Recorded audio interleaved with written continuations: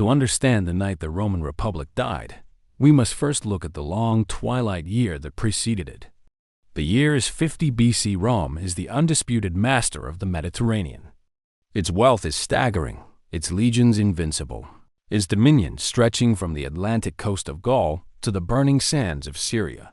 On the surface, the Republic has never been stronger. Yet, beneath the veneer of polished marble and triumphal processions, the ancient foundations are rotting. It is a colossal structure resting on a fractured base, waiting for the slightest tremor to bring it down.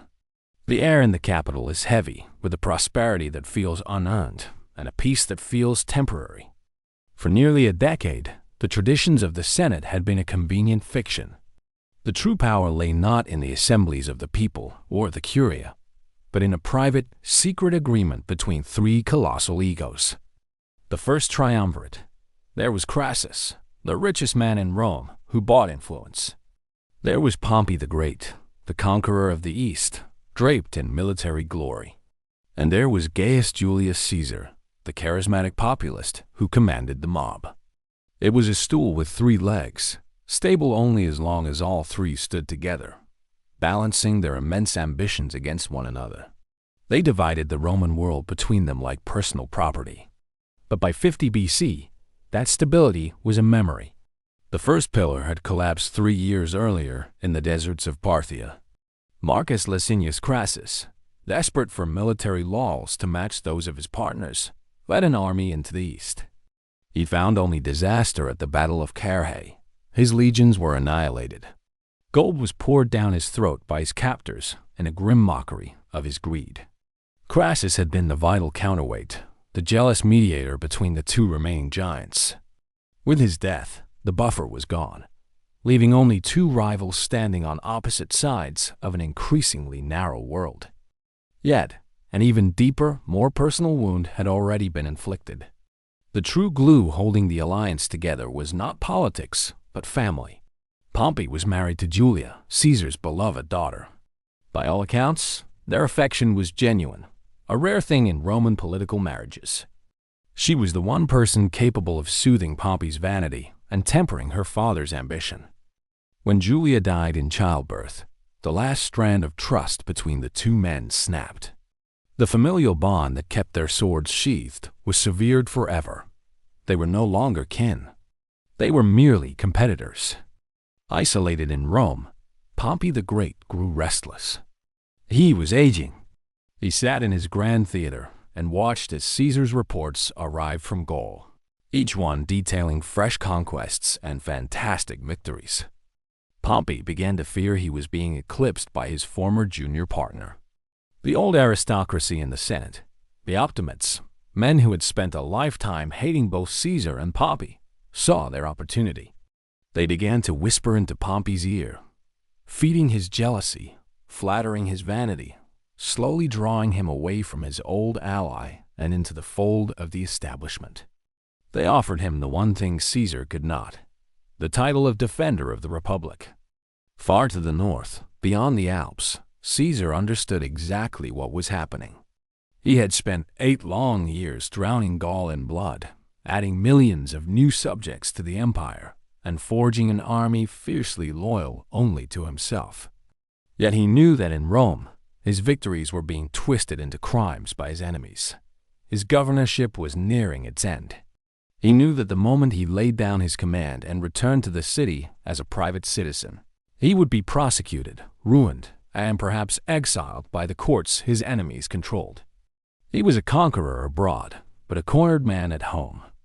By the closing months of 50 BC, the capital had become a powder keg.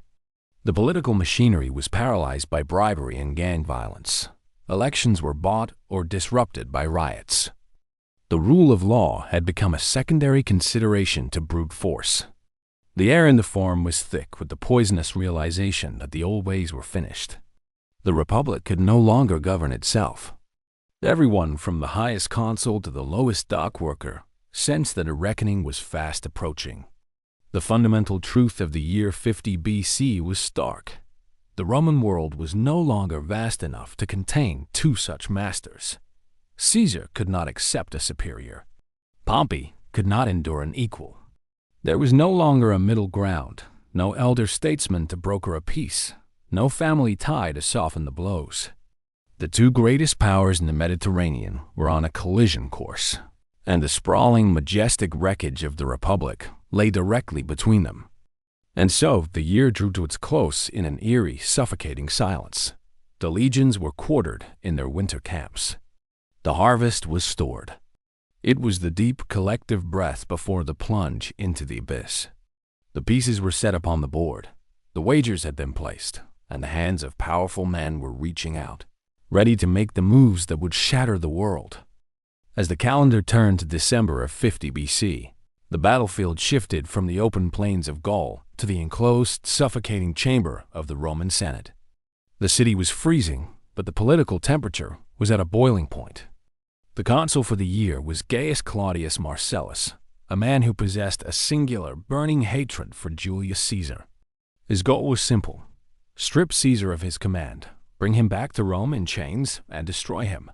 But the Senate was not a monolith.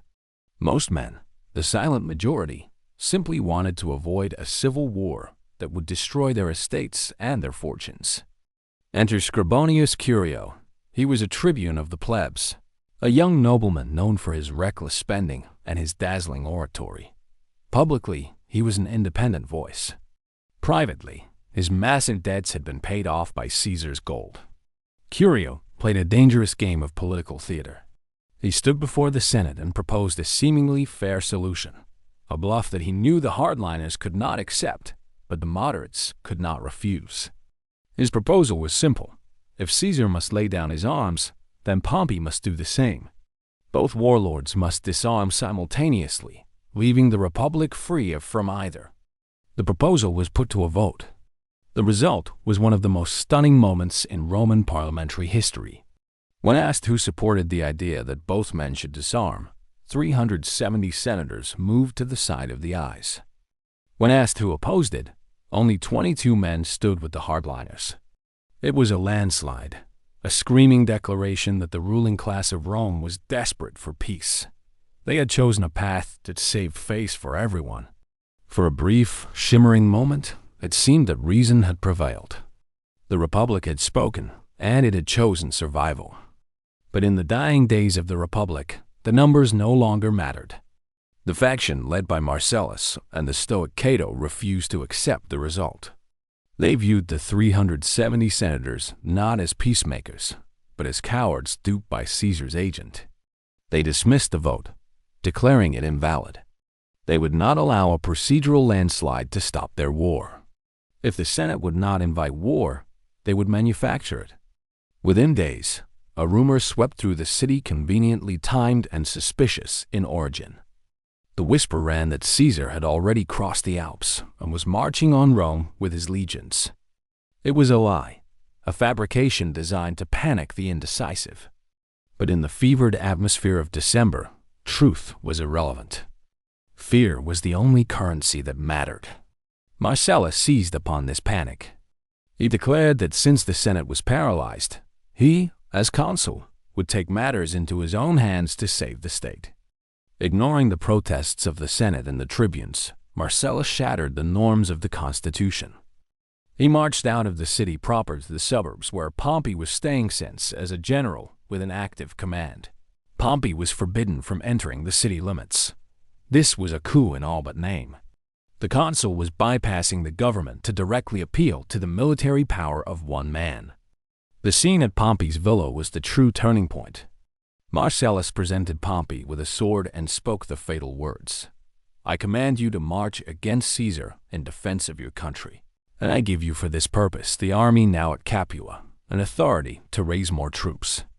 It was an illegal order, given by a panicked consul to a private citizen. Pompey held the sword. He hesitated. He knew that accepting it meant war. But his vanity and his fear of Caesar won out. He took the weapon. Back in the city, Scribonius Curio saw that the game was lost. The paper war, the war of votes, speeches, and maneuvers, was over. The real war was about to begin. With his term as tribune expiring and his legal immunity vanishing, Curio knew he was a marked man. He fled Rome in the dead of night, riding north at breakneck speed. He was not just running for his life. He was carrying the news to Caesar that the Senate had failed and that Pompey was arming against him. The tragedy of December 50 BC is that the system actually worked. The Senate had voted for peace.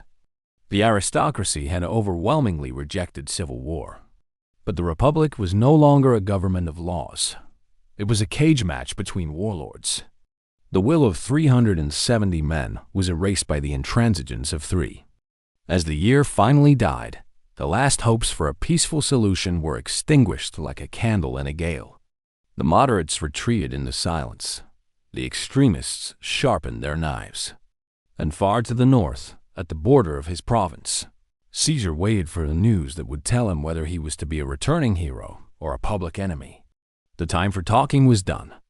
The sun rose on the 1st of January, 49 BC, illuminating a city that felt less like a capital celebrating the new year and more like a fortress bracing for a siege. The new consuls Lentulus Crus and Gaius Marcellus, cousin to the previous consul, ascended the Capitoline Hill to offer the traditional sacrifices. In any other year, this would be a day of renewal. But Lentulus was a man of debt and desperation, a hardliner who saw civil war not as a catastrophe, but as a chance to wipe his financial slate clean. From the moment he donned his toga, he made it clear there would be no compromise. The machinery of the state was now solely dedicated to the destruction of Julius Caesar. Into this hostile atmosphere returned Scribonius Curio, breathless from his ride, bearing a sealed letter from Caesar himself. It was a final diplomatic gambit. The letter was carried into the Senate House, but the consuls refused to have it read. They knew its contents might sway the wavering moderates. Only after intense pressure from the tribunes of the plebs was the letter finally opened. It was not a declaration of war. It was a reiteration of the offer the Senate had already voted for. Caesar would lay down his command if Pompey did the same. He was willing to become a private citizen, provided he was not the only private citizen. The reading was met with an explosion of vitriol. The consul Lentulus rose and delivered a blistering rebuke, not to Caesar, but to the Senate itself. He told them that if they continued to act like children, looking for a peaceful way out, he would abandon them. "I will look to my own safety," he thundered. It was a threat. He was telling the ancient assembly that if they did not vote for war, the consuls and Pompey would act without them. The time for debate was over. The time for obedience had begun.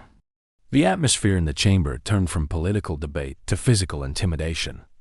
Pompey's officers circled the perimeter of the meeting. Soldiers were stationed in the forum.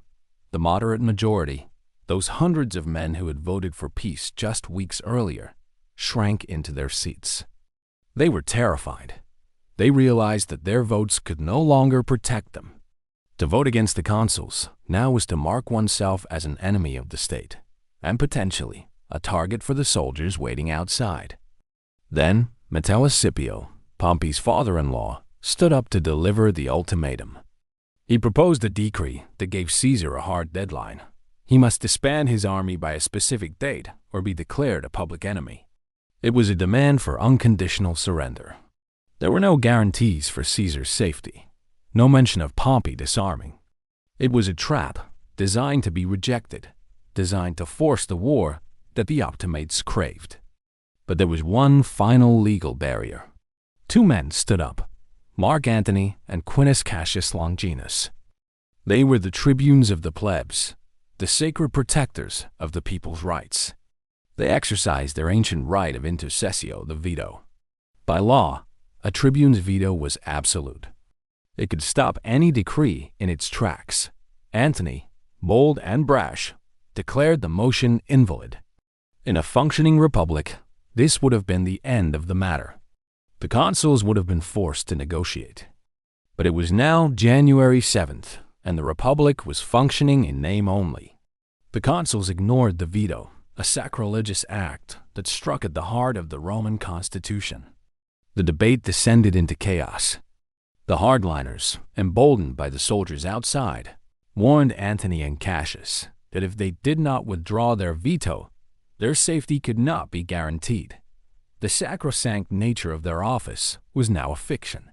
They were told, in no uncertain terms, that if they stayed, they would be murdered on the Senate floor. With the tribunes silenced by the threat of assassination, the Senate passed the Senatus Consultum Ultimum, the ultimate decree. It was the nuclear option of Roman politics. It declared martial law, instructing the magistrates to see that the Republic comes to no harm. It stripped Caesar of his citizenship, his command, and his legal protections. He was no longer a proconsul. He was a wolf at the door. The legal bridge had been burned. There was no longer any room for negotiation, only for the sword. That night, the final pretense of law collapsed. Mark Antony and Cassius, men of high noble birth and elected officials of Rome, were forced to flee for their lives. They disguised themselves as slaves, hiding in the back of a hired cart to slip through the city gates unnoticed. They rode north into the darkness, heading for Caesar's camp. They carried with them not just the news of the decree, but the physical proof of the Senate's tyranny. They were the living justification Caesar needed. The political war was over. The Senate, held hostage by its own extremists, had declared its greatest general an enemy. They believed that Caesar, with only a single legion at his disposal, would back down or be easily crushed.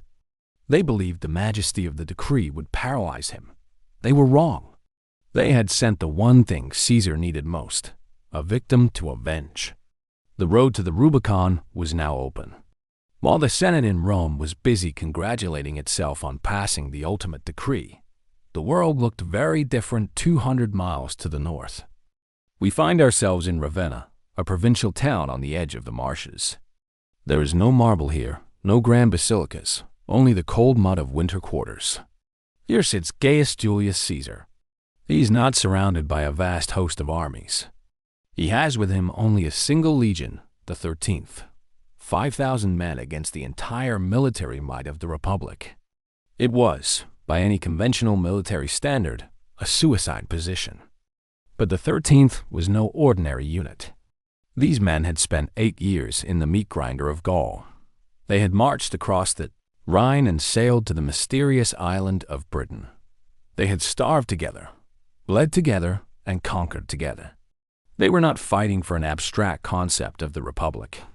They were fighting for the man who paid them, led them, and called them by name. They were a coiled spring, hardened by war, waiting for the command to release their energy. But as of January 8th, they were still servants of Rome, unaware that they were about to be asked to destroy it. Caesar's situation was precarious. The bulk of his forces were weeks away, stationed far to the north in Transalpine Gaul. If he waited for them, Pompey would have time to organize the vast resources of the state. If he moved now, he moved with only 5,000 men. It was a gambler's dilemma.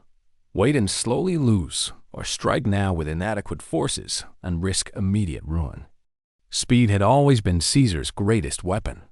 He knew that if he could act before the news of his rebellion even reached Rome, he might paralyze his enemies with sheer shock. Then, the spark arrived. The cart carrying Mark Antony and Cassius rolled into the camp at Ravenna. Caesar did not hide them. He did not let them change into their magisterial robes. He paraded them before the troops exactly as they were, dirty, exhausted, and dressed like common laborers. It was a masterstroke of political theater. He showed his soldiers the visible proof of the Senate's corruption. Look, he seemed to say, this is how the aristocracy treats the elected representatives of the people. Caesar ordered the trumpet to sound the assembly. The 13th Legion gathered in the center of the camp. Caesar addressed them, not as soldiers milites, but as commilitones, comrades. He did not speak of revolution. He spoke of dignity. He recounted his victories, their shared glory, and how the jealous men in Rome sought to strip it all away. He pointed to Antony and Cassius, reminding the troops that the Senate had silenced the voice of the people. He framed treason as self-defense and civil war as a restoration of justice. The response was immediate and thunderous. The soldiers of the 13th did not hesitate. They shouted that they were ready to defend their general and the tribunes. The centurions, the backbone of the army, went a step further. They offered to serve without pay and to contribute to the war chest from their own savings. In that moment, the bond of the state was broken, replaced by the bond of the clan. They were no longer Rome's soldiers. They were Caesar's men. Caesar wasted no time. He did not march the entire legion out at once. That would raise the alarm. Instead, he selected a small advance guard of trusted men. He gave the command to a centurion named Hortensius. Their orders were specific and strange. March south to the border, but carry no heavy baggage. Keep your swords hidden. Seize the town of Ariminum by surprise. Do not stop. It was a covert operation designed to secure the bridgehead before the world realized the war had begun. To cover his tracks, Caesar engaged in one final deception. He spent the day of January 10th in public view. He attended a gymnastics exhibition. He inspected plans for a new gladiator school. That evening, he hosted a dinner party for his friends in Ravenna. He laughed, he drank, he played the part of the unbothered governor. He was creating an alibi of normalcy, lulling any spies into believing that he was settling in for the night. But as the sun set, Caesar quietly excused himself from the table, claiming he needed to attend to some private correspondence. He slipped out a side door, climbed into a hired carriage drawn by mules, and vanished into the night. He took only a handful of staff with him. They rode hard through the darkness, taking back roads to avoid detection. In the confusion of the night, they even lost their way, forced to wander on foot until they found a guide at dawn. Finally, in the cold light of early morning, the carriage arrived at the designated meeting point. The advance guard was waiting, and there, flowing quietly before them, was a small red-silted stream. To the eye, it was nothing a paltry brook you could wade across without getting your waist wet. But in the eyes of the law, it was an ocean. It was the Rubicon, the sacred boundary of Italy. To cross it with arms was to declare war on the state. Caesar stepped out of the carriage and stood at the water's edge, staring at the bridge that separated his past from his future. History often turns on the grandest of scales massive armies, burning cities, crumbling empires. But on this night, the fate of the Western world hung on a few feet of muddy water. The Rubicon was not a mighty river like the Nile or the Rhine. It was a provincial stream, a trivial geographic detail separating the province of Cisalpine Gaul from Italy proper. Yet, standing there in the gloom, Caesar knew that this water was a wall of fire. To cross it with an army was to commit sacrilege. It was to declare that the law no longer applied to him. It was the point of no return. For the first time in his life, the man of action hesitated. The ancient historians tell us that Caesar did not plunge recklessly across. He stopped. He paced the bank. He turned to his officers, men like Asinius Pollio, and openly debated the horror of what they were about to do. He reportedly said, "My friends, to leave this stream uncrossed will breed distress for me. To cross it, for all mankind." He saw, with terrifying clarity, the rivers of blood that would flow from this single decision. He was weighing his own survival against the ruin of the Roman state. As the hesitation stretched on, the tension at the bridge became unbearable. Legend tells us of a strange omen that broke the deadlock, an apparition of a man of terrible size and beauty, playing a reed pipe on the riverbank. Curious soldiers, and even some trumpeters from the legion, moved closer to listen. It is said that the figure suddenly snatched a trumpet from one of them, leaped into the river, and blew a blast so piercing it seemed to shatter the night, sounding the advance. Whether this was a divine sign, a hallucination of stressed men, or a staged piece of theater by Caesar, the effect was the same. The silence was broken. The hesitation vanished. The signal had been given. The energy of the moment shifted from contemplation to kinetic action.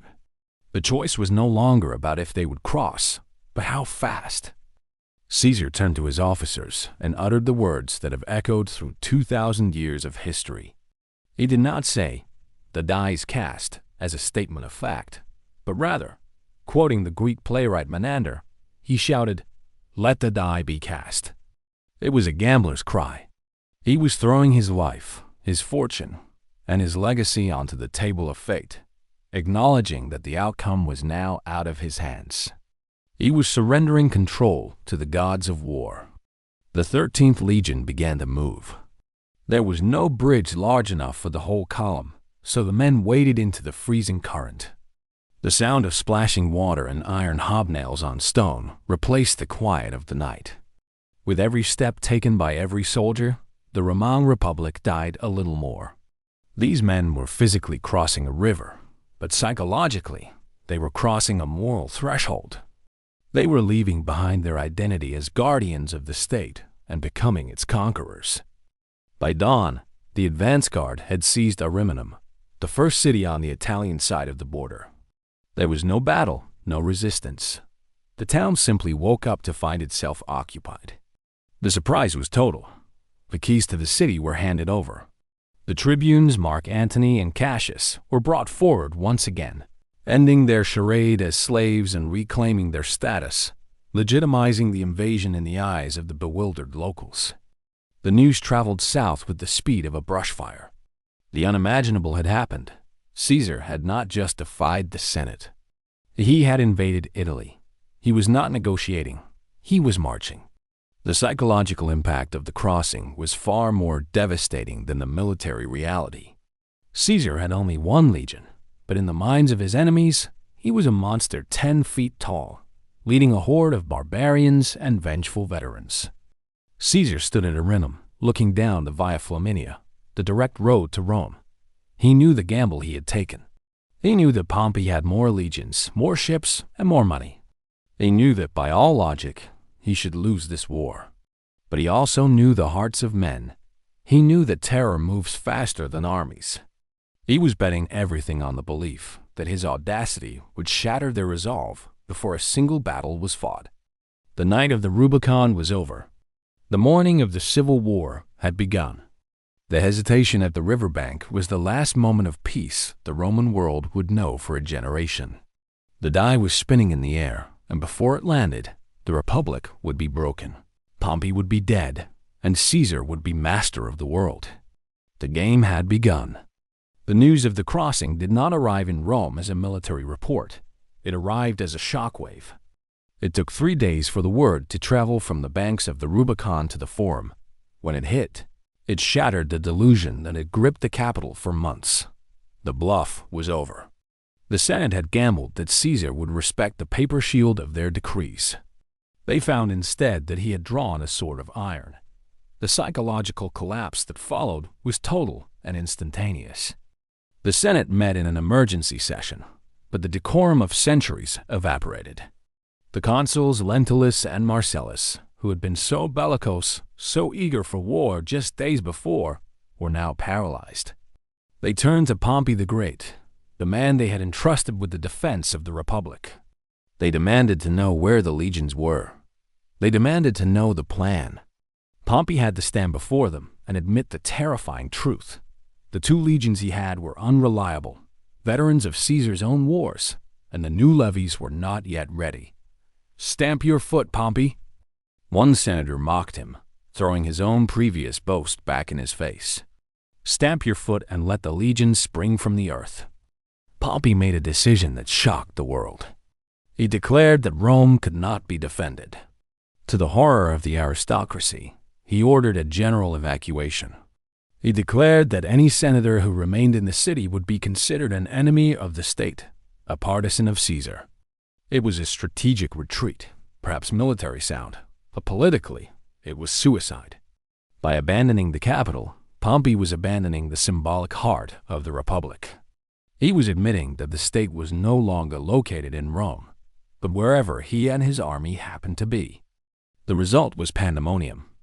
Rome had not seen a foreign enemy at its gates for centuries, and now it was fleeing from its own greatest son.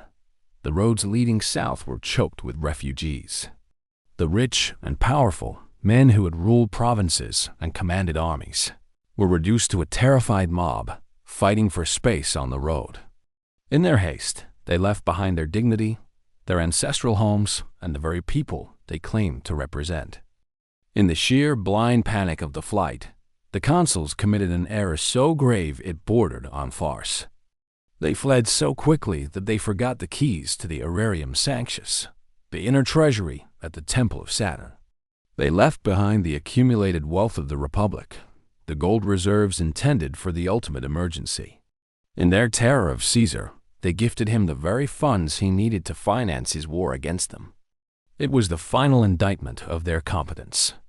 Watching from the countryside, the great orator Cicero was apoplectic with disgust. He wrote to his friend Atticus, pouring out his scorn for the disgraceful flight. He saw the evacuation not as a strategy, but as a moral forfeiture. "They have abandoned the city," he wrote, "abandoned the temples, the people, the very idea of Rome." To Cicero, the war was lost not when Caesar crossed the river, but when the Senate ran away. While Rome collapsed into hysteria, Caesar advanced with a terrifying, disciplined calm. He did not loot. He did not execute. He simply marched. Town after town opened its gates, relieved to find that the monster they had been warned about was in fact a smiling Roman general who offered clemency. He moved into the vacuum left by the fleeing government, absorbing the state simply by being the only one willing to govern it. When Caesar finally arrived in Rome weeks later, he found a ghost town of his enemies. The Senate house was empty. The great villas on the Palatine were shuttered. The men who had declared him a public enemy were gone, scattered to the winds, running to Greece, to Africa, to Spain. He walked into the city not as a destroyer, but as a man taking possession of a house that had been abandoned by its owners. The Republic did not end with a bang.